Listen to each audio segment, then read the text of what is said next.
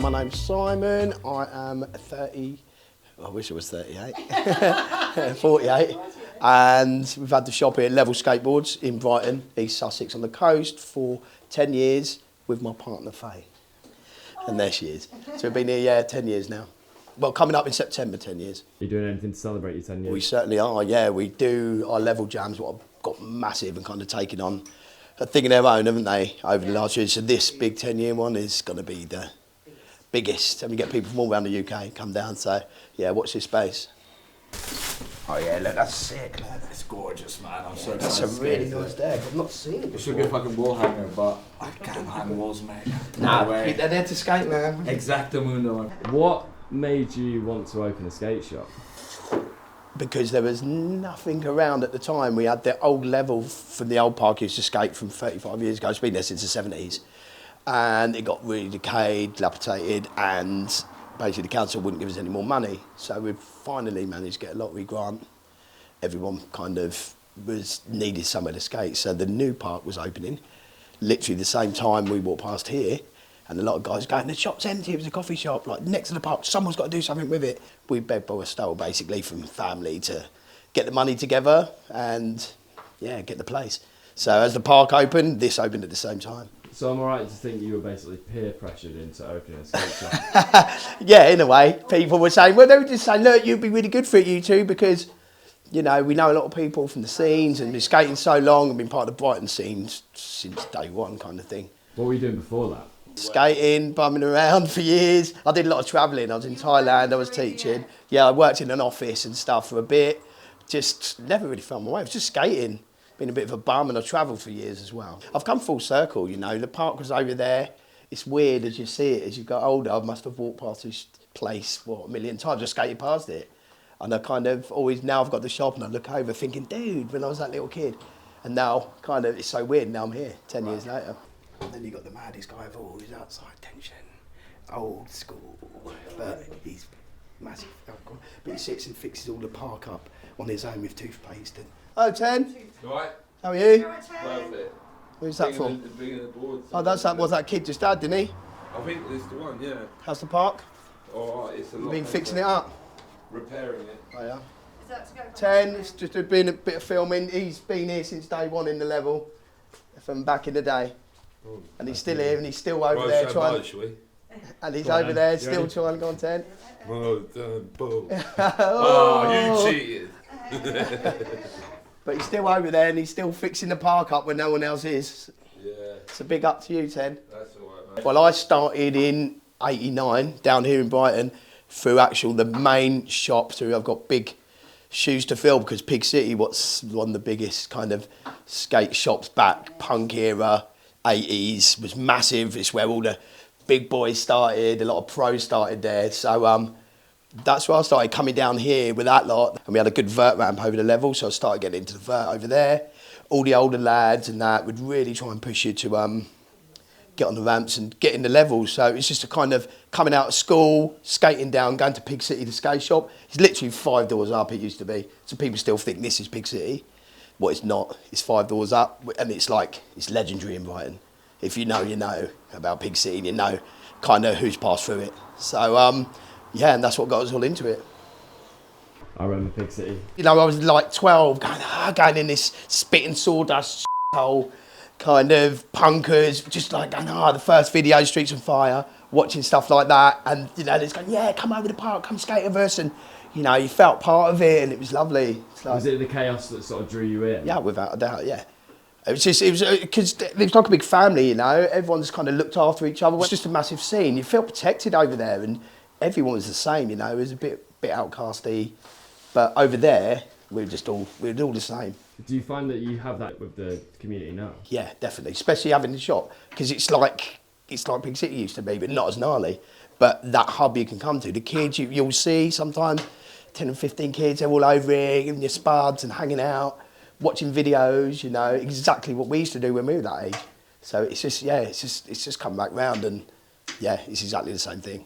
I imagine when it rains, you get an absolute influx of people. Oh, I can see from the door when it rains, you'll see the kids just steaming over. So sometimes if I can't be arsed, I'll lock the door, run out the back, peep through, seeing how many kids, just for a bit, because I don't want them out there. But yeah, we had that yesterday for a bit, didn't we? Yeah, we did. It rained a bit, and I'm just waiting. I'm going, you just wait here, and then you just see them just skating over you like. Let them all in. They all hang out. It's nice watching videos. Yeah, they are lovely. Yeah, lovely bunch of kids. All the new breed. Yeah, they're sick. Yeah. Who rides for the shop? So we've got a few riders over the years. We've had people been and gone. People moved on. Some are now nearly pro, and some are moved out to London and Spain. So at first, everyone was pushing on the team, but it was like trying to pay the team and sort out the structure and give was really hard when you're not making enough money to do that. So we didn't want to get all the team involved and then not be able to sort them all out. It just wasn't right. So yeah, we've had loads of people through the years. Have like Dan Fisher, who worked for us, and Dougie and things who worked for us, who now moved up to London, riding for Chocolate Girl, completely exploded. A guy called Moose Tarry, who's moved as well, was with us. He's now in Spain. He's completely blown up. You have people like Harrison and things like that now, obviously DC. And then obviously we've got now, who's always been there, who you saw earlier was Dan Reynolds. He's just massively underrated guy as well. So many up and comers over there. We want to get involved, you know, and when we can, and when we get back to where we want to do, then we can start sorting these out, getting teams together, taking them away, you know, and just get their name out there. We used to do the Vans Shop Riot, so nice one, dude. All right, I'll see you soon. Yeah, blessed. Have a good day. Thank you. So we did like 3 of the Vans Shop Riots, and that really put us on the map. It was so good, just going against all the other shops and teams, and then the people we didn't know and they didn't know, going, you know, who are these guys, you know? Come out, we didn't know they had this team. And at the time, we didn't really have a team. We'd just get a few of the locals together who were rad, who wanted to come, take them up there. And it just puts them on the map as well. So, yeah, we love to help. And if we can get some of those new breeds coming out, getting out the level, what's really difficult. Yeah, they don't really want to go anywhere else. So if we can get them and take them out the level, take them to comps, hopefully, you know. Hi, Finn, you all right? Won the old school level lot as well, actually. Old school skater from back in the day. Good. Yeah, that's it. The thing is, Level Army, there's a thing through everyone, all us group from years, we're called the Level Army, and it's a thing, everyone's got them tattooed and stuff. Another one of the skaters from South Africa moved this way, don't have to go. He's one of the locals, they're all starting to come out now. I'm putting you right? for the skateboard. There you go. There's lots of tick in the shop as well, so surprising. Some people pay on time, some don't, but thank you, I know you do, as promised. Are you right, hungover? Yeah, oh mate. Yes, then. Big. All right, see ya. Thanks for that. What's this for? The board. For the Love and Skate. Love and Skateboard. We get this all the time. We've got a list of doom on the computer. And the list of doom, yeah, you don't want to be on the list of doom, basically. Our ethos is to keep everybody skating, so we do everything like in singles. You can buy a single bolt, you can buy a single bearing. I think some kids said they charged him 15 quid to put his setup together. Well, we don't, like him then, he said to me earlier when he came in, and he said, you know, how much you charge for gripping the board? I'm like, well, we don't charge, we don't want to charge. Okay, you know. And he didn't even buy the board here, and sometimes I know other shops, he'd be like, well, the board ain't here, we're not gripping it for you, but man, we want to get people rolling over the park, you know. It's just, yeah, and they'll come back, you know, like, just there meeting him, you know, I can feel the love. And that's what we have here with everyone, it's like a family, and we just feel love for everyone. And they just, it's so nice because they'll, you know, a lot of them come over and say what we do is, you know, so nice. And I don't realise it sometimes. You just think you're just doing what you do. But then when you get these people, you know, thanking you of being here and without us, it's, you know, it's nice. All right, what's the best and the worst thing of owning a skate shop? The best is what we did have, but they've stopped a bit. We have a lot of teams. So if you see the Real Deck, that was our first tour. So the Real team come down to Brighton. Amazing. So getting pros in the shop, and then we had the Enjoy team down, we had the DC team down. Around the corner, don't we? Yeah, and it's like, and they come here and they say we've been London, we've been wherever, and they say this shop, that's what it is. They say they've never have so many people. You know, this is full, and they just fall over into the road, and it's like, that is the rad part. So yeah, the worst part is probably when you're not making any money. And you're having things like when COVID hit and all the Brexit, things like that, and things started to go downhill, not just for us, but for everyone. And it was a massive worry, and rent was going up, and prices have been going up. for probably the last year, it's been a massive struggle.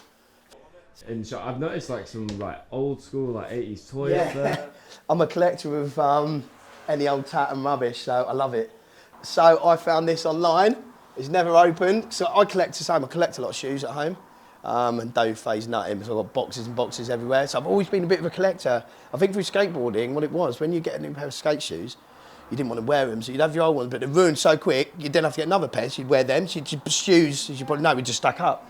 So it kind of, I just ended up collecting them. But yeah, I'm a bit of a hoarder and iPhone when it comes to collecting old vintage stuff. But it's cool, because I think, you know, one day they might be worth some money. And we did the little raffle and we got the Tony Hawk Steve-O. Yeah, I kind of, you know what I mean, I'm not really into both of them at all, but I'm kind of stoked I've got it. And a friend of mine, he works like at a flea market. I mean, I'm not really into him alone, but I just thought it was so rad. He said, I've got a present for you, Si. And he got me this. Yeah, I just like collecting these vintage things. So.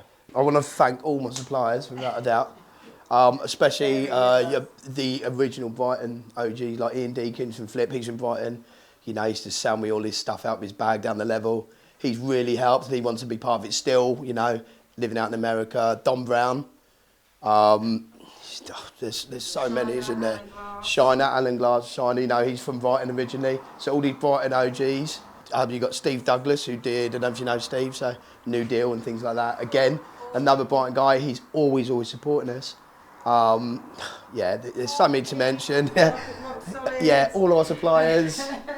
And Ricardo, I've got to give him. So Ricardo, I don't know if you know him through GB, so he's a friend of mine. And we also started a skate school together, me and him. So he's great, because he literally's made things happen so much down here. All the parks, not just here, but all the little communities like Mulscombe, all the smaller parts of councils. He's on it, and that's down to him, you know, putting all this hard work. He never gets any respect. Well, we have the Brighton House Skate Association as well. And BYC. And they've kicked back in. Because BYC, you know, they've got the indoor park. They support us. We support them. It's a rad little place you can go. It's a good in a hub. community. It is. It's a lovely community, and yeah, everyone involved in the Brighton scene, you know, all the love to everyone. Big love.